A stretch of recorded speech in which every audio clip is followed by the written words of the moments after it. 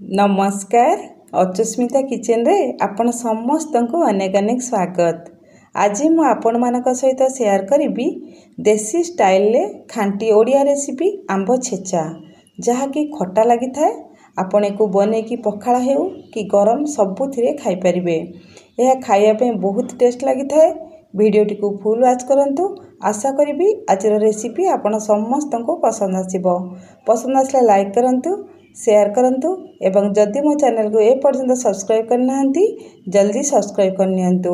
चलंतु ताहले स्टार्ट करिबा आज रेसिपी। प्रथमे आमे देखि नबा ए आंब छेचा पई मु कोन कोन सब नेइची। एठी देखंतु मु नेइची किछि कंचा आंब जोडा कि छोटो टाकुआ हेनी। ता छड़ा एठी देखंतु मु नेइची किछि कुली पियाज जोटा कि आंब छेचा रे ए कुली पियाज रो टेस्ट बहुत बढ़िया आस्ते। कुली पियाज नबा पे चेष्टा करिवे।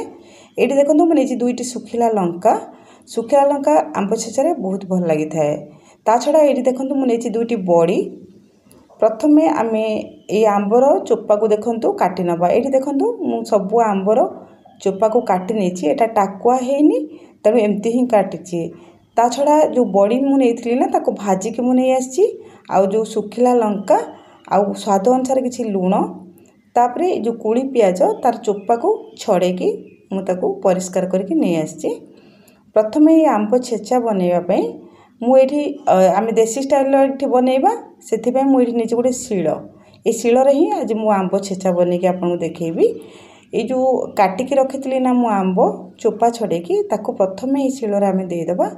ताको टिके एम्ति आमे शिळपता साहाय्य रे टिके छेची नबा। एठी देखंतु मु सब आंब को छेची नेछि। तापरे मु दे देछि कुली पियाज। से कुली पियाज को मध्य एम्ति आमे टिके छेची नबा। ता छड़ा सुखिला लंका को मध्य।